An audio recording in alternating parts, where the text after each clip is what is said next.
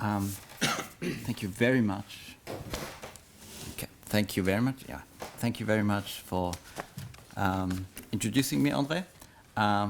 I would thank the organizers, but since I'm one of those, I'll thank Panos again for graciously inviting me to speak. As you might have heard this morning already, I'm very hoarse, so I might not be able to speak with the full range of usually I have. But please excuse that. If I wanted to be flippant, and anyone who knows me might think I did, I would answer the question, how has the ILC project shaped the theory of customary international law, by saying that Michael Wood did his utmost to take as much theory out of customary law as he could, irrespective of whether that was a good idea. But I truly believe that such a judgment is unwarranted. Michael set out, as he put it in the first report, to offer some guidance to those called upon to apply rules of customary international law on how to identify such rules in concrete cases. And I think the project has to some extent succeeded in that particular goal, no matter that none of the eternal problems of customary law can be solved by the Commission deciding one side the winner.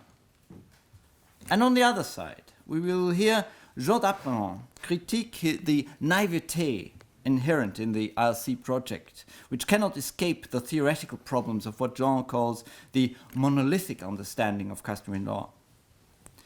This is obvious in manifold ways, including the central problem of verbal practice, about which I will talk in a moment. But his conception goes too far, for it becomes a radical reductionism when he argues that we should consider customary international law as element of a belief system. Even if, he asks, it's only for a temporary suspension, the very possibility that we can simply suspend belief destroys the underlying concept and is probably self-contradictory. As if we could temporarily suspend belief that half, but not all of the audience members are here in this room today. I would argue that both approaches have merits, but that both suffer from significant defects. Michael is right to focus on the positive law, but wrong to dismiss customary international law's problems so easily. An impish soul might call him the astigmatic pragmatist. Jean is right to criticize that aspect, but the way forward in legal scholarship cannot lie in a reduction of law to collective psychology. We could say that he is a frustrated iconoclast. My argument is, and has been for 15 odd years, that both methods have a point, but that we require a combination of factors in order to make headway in international legal scholarship on customary law.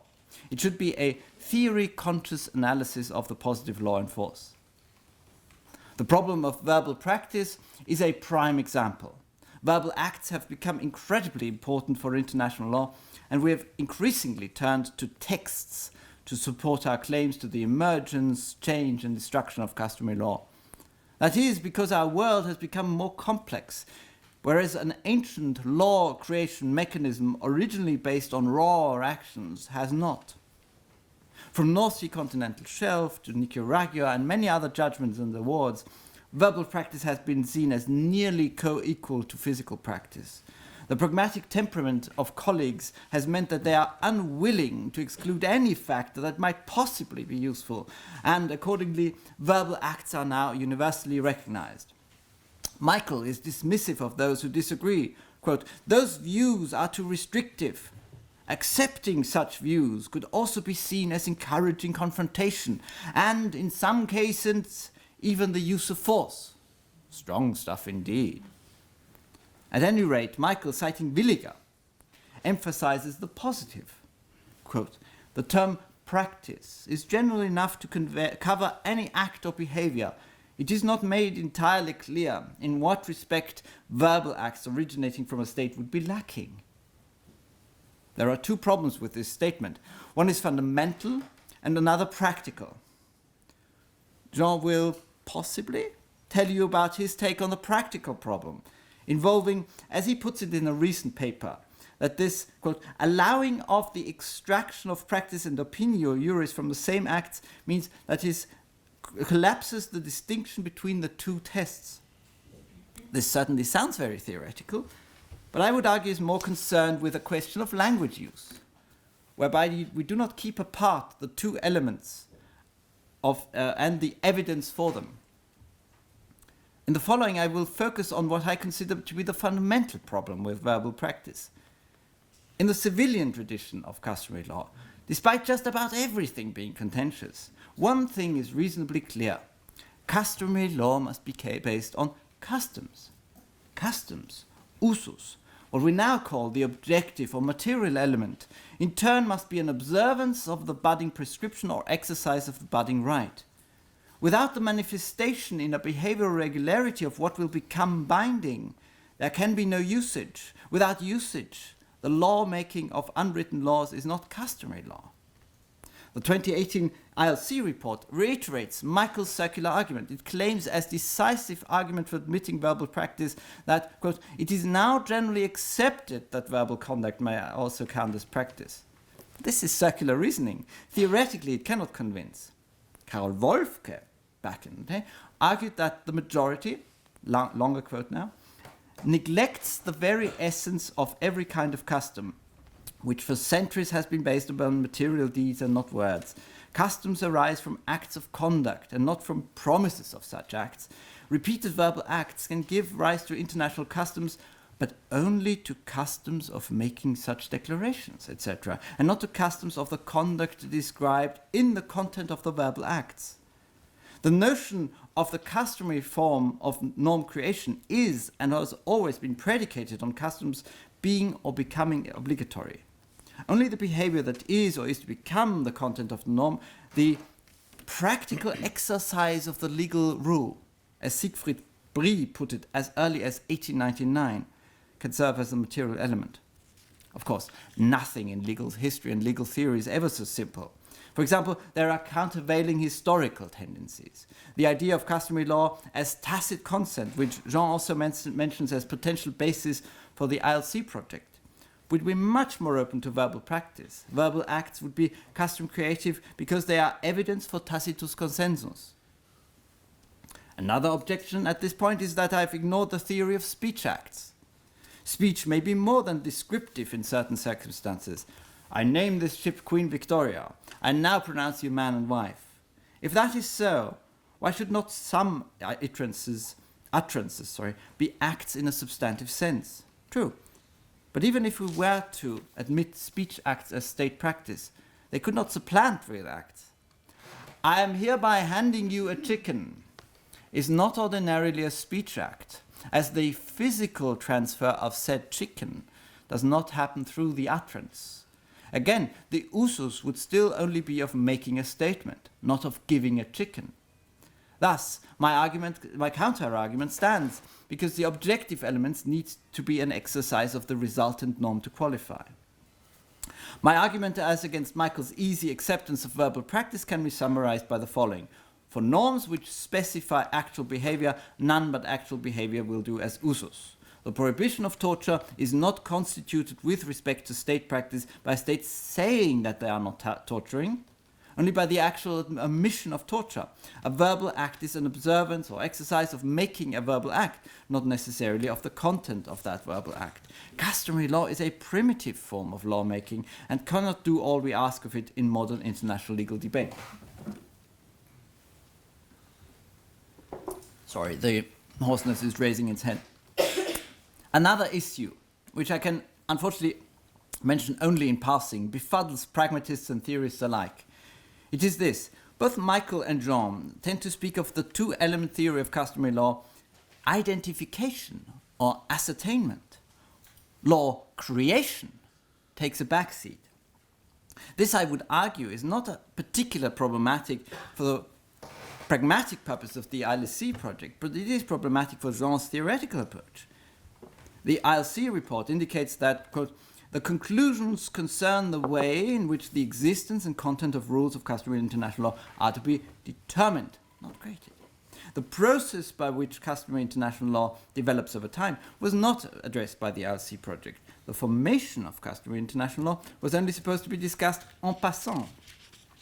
The ILC conclusions do not deal systematically with how such rules emerge, change, or terminate.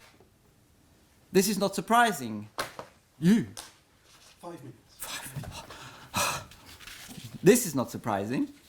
This is surprising, given the pragmatic impetus in this project.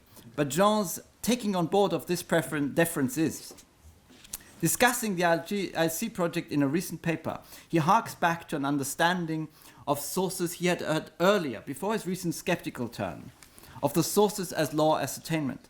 Yet even in his recent book, International Law as a Belief System, Jean talks about the establishment of two distinct facts, that is, practice and opinio juris, which are the dominant modes of legal reasoning to determine the existence and content of a rule of customary international law. Can you tell me 1 minute as well? Determine the existence, not create. Yeah, I've miscalculated, I'm sorry. This sustained privileging of the law cognizing over the law creative function has wide theoretical implications. If the state practice plus opinio juris formula is merely, but necessarily, the only legitimate method for determining the existence and content of customary international law, is it not peculiar that this process is so rigid, so formal, and so much like a form of law creation? Is it not much more likely that a whole range of methods, which may not have much to do with the two elements, allow us to cognize whether customary international law exists and how it's shaped? Is it not much more likely, and does it not accord better with a mainstream understanding of customary law, that state practice and opinio juris are the two elements of law creation rather than law ascertainment? How likely is it that state practice and opinio juris are purely of epistemic interest rather than factors of law creation? On that view, state practice and opinio juris would be the microscope with which we can observe cell division, not cell division itself. How does customary international law come about then? Do we not need customs and a belief or consent to be bound? Is it not much more sensible to argue that the cognition of customary international law involves, as I put it in earlier writings, a recreation of its genesis? The theoretical problem behind this sort of argument is the implicit or explicit belief that the creation of international law is not itself a matter for the law, that it is based on fact alone. The problem of breaching the categorical is or divide may sound rather academic, but it has real consequences. If the creation of customary international law is not itself regulated by law, any firm basis for a legal argument as to which purported norms are valid international law and which are not are lost. And this is exactly what both Michael and Jean do. Both push for what I've called default empiricism. The law comes about in such a manner as is accepted by those whose voice is given credence. As do both Michael and Jean. I've had examples for that. On a truly legal theoretical perspective, however, the solution must lie within the law, as law regulates its own creation. The coming about of customary international law is and has to be based on law. Hence, we must find that meta-law, the law on customary international law making. The question does help in framing the right question, but does not give us answers, because there are limits to what we can say about international law at this high level. Our epistemological horizon is too limited to answer this question with more than a presumption. As long as we are presupposing, we could presuppose any method to create customary law, even an absurd one. Alas, it seems to me that the humans empowered to create the highest echelons of international law are unlikely to have ever formed a will on these rather unpragmatic matters. Thank you.